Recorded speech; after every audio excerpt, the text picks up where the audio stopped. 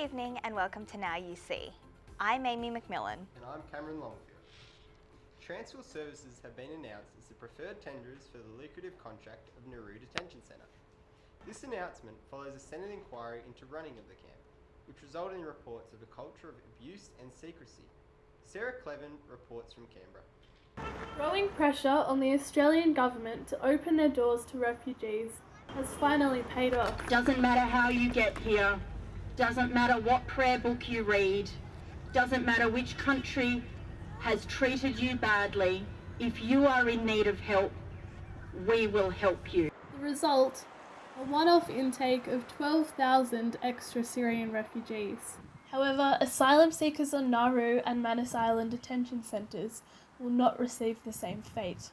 We are breaching torture treaties, we are breaching human rights obligations, we are breaching the Rights of the Child Convention, we are breaching so much stuff. And we're the only country in the world to take people who present for asylum without a visa and lock them up somewhere.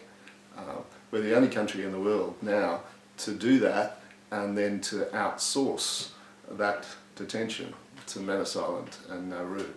And certainly that's made it worse than it would be otherwise. Setting them up in the first place is the mistake. The Department of Immigration and Border Protection has announced that Transfield Services and Wilson Security are the preferred tenderers to continue running the centres ahead of the contract renewal at the end of October. Considering Transfield has just had their contract extended, I think that is really poor form, considering the inquiry. Like, there's evidence, we have actual evidence that Transfield are not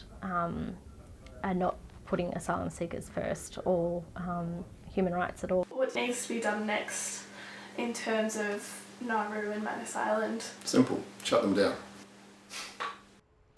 As Australia awaits a possible legislation to permit gay marriage, controversial opinions over the effects on children have been brought to light. They need to be fed and nurtured.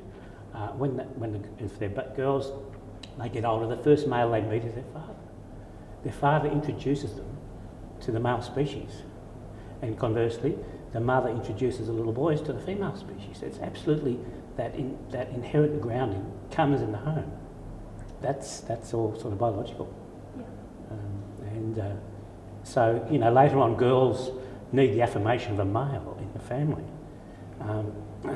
in their femininity and so forth, so that they can appreciate a good male when they find one, that he also compliments her and protects her.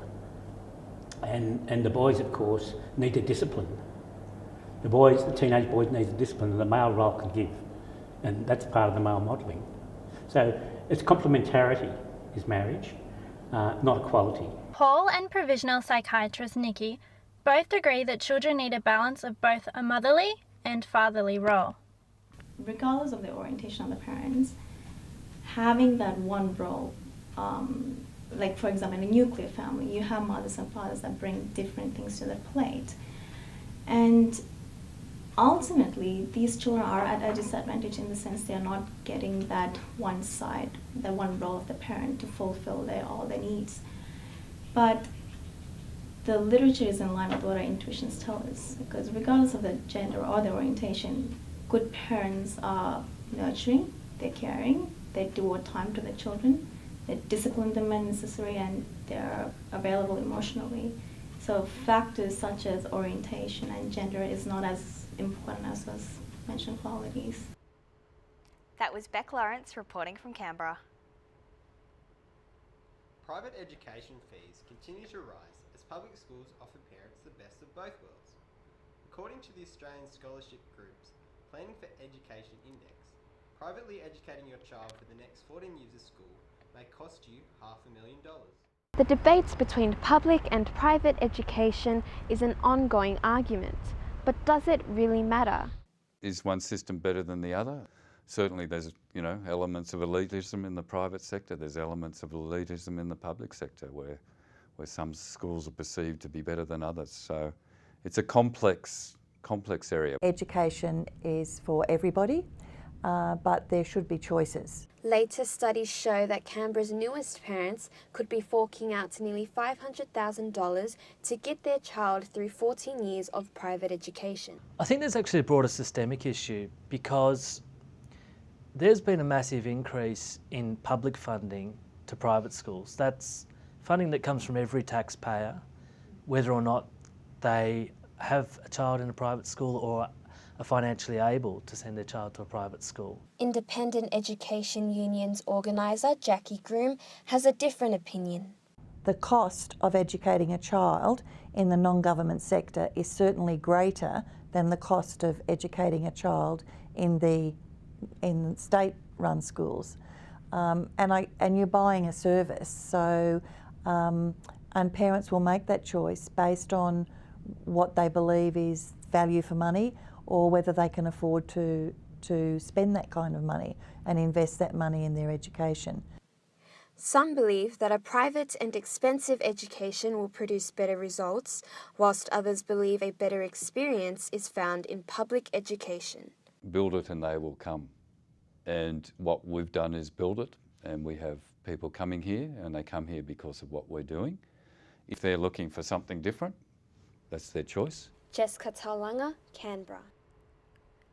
Canberra paramedics are calling for more alcohol preventative initiatives due to the large number of alcohol-related ambulance call-outs. Current government initiatives are targeted towards ICE prevention, despite ICE accounting for only 4% of drug-related issues in Canberra. Campaign has been at the forefront of media since its release in April this year. However, upon investigation, it is clear that ice is not the most concerning drug in Canberra, or Australia for that matter. Alcohol is the most commonly used and the most incident-associated drug in Australia. So should government campaigns target alcohol rather than ice? Like the media does with most medical issues, I think that they've blown it out of the water a fair bit, so I think they probably make it look a lot worse than what it actually is. The most concerning drug in the world, certainly in Australia, would be alcohol. I think alcohol has such an issue in society because it's legal and it's culturally acceptable, but it's the drug that's responsible for causing the most hospital admissions and the most ambulance call-outs. In the ACT, 55% of drug-related ambulance call-outs and treatments were issues relating to alcohol. ICE accounted for only 4%. Alcohol is an area that could have wider anti-abuse campaigning about providing alcohol to people in a young age group. It's definitely an area that could be looked at. I guess it's probably not going to make a huge effect. People are always going to find ways to get their hands on alcohol if they really want to, but just making families aware and promoting awareness about the dangerous consequences that can occur is probably a good action to take. Kalindi Comerford reporting for the University of Canberra. This November, the Canberra International Film Festival returns for its 19th year, but not without some struggles along the way. Throughout its history, the festival has had to adapt to a constantly changing market, as well as an attempt to counter the effect of piracy. As a result, it returns this year with a unique approach and renewed vision. The National Film and Sound Archive is used to being Australia's home of film, hosting over 2 million audiovisual works. This year, however, it will be taking on extra duties as it hosts the Canberra International Film Festival from the 5th to the 15th of November. While the festival is entering its 19th year, it is lucky to do so after losing over $50,000 last year. As a result, all but one member of last year's board resigned, and the festival has since narrowed its focus to Canberran, Indigenous and Asian cinema. National Film and Sound Archive's education manager and new board member Chris Kennedy is optimistic about the festival's changes. It's had a number of evolutions. It's grown, it's shrunk, it's grown again. This is perhaps a period of consolidation. So, we are trying new things, experimenting with our audience, but I think that's also exciting that the film festival can do this because it probably means it can be around for another 20 years. Despite having the highest amount of filmgoers per capita in Australia, these financial issues are not unusual in the Canberra market. The rise of the new Acton Precinct and Palace Electric Cinema has led to a dramatic increase and subsequent oversaturation of film festivals. To counter this, SIF has attempted to appeal to a more niche audience, an approach that film festival judge, filmmaker and lecturer Susan Thwaites commends. And I think also what they've done very cleverly this year is understanding that it's a smaller film festival, and therefore they're making decisions around it in terms of their funding, in terms of how they're packaging it and all that sort of stuff that allows them to go, okay, it's a small festival, it will have a smaller audience. It doesn't need to be this gala event like it is in Melbourne and Sydney, and I think that's clever as well. Jack Clues reporting for the University. Well, Amy, I think the film festival will be a great event for the family. I think so too, Cameron. Canberra charity ACT Animal Rescue have today launched their program which allows people like you to help them save innocent horses from being slaughtered. Each year in Australia, more than 12,000 horses find themselves in the sale yards. Of these, 75 to 85% are slaughtered for dog meat. If you've always dreamt of owning your own horse but haven't been able to due to time or budget constraints, then ACT Animal Rescue's Sponsor a Horse program might be for you. For a monthly $15 direct debit, each sponsor will be able to choose from one of the 6 horses about whom to receive monthly text, photo and video updates from, as well as the opportunity to visit their chosen sponsor horse. It offers people the opportunity to sponsor a horse so they get to follow their progress from the initial rescue process through their rehabilitation, through to their retraining, so that they are to the point where they are actually ready to be rehomed. These horses spend several months at ACT Animal Rescue. We just feel that they need that time to be suitable to be rehomed. When they do come to us, they are in poor condition. A companion horse often is very skinny, probably talking around at least $1,800 that is invested in that horse. ACT Animal Rescue's professional trainers work with the horses to help them adjust to their new lives and become confident companions. When you get a horse initially, it's like getting a puzzle from a used op shop or a garage sale. All the pieces are jammed together and you can't really see what's in their past, what the complete picture is. Pour the pieces out, you start to turn them over and start to get a better idea of the horse and their past and what their future could be.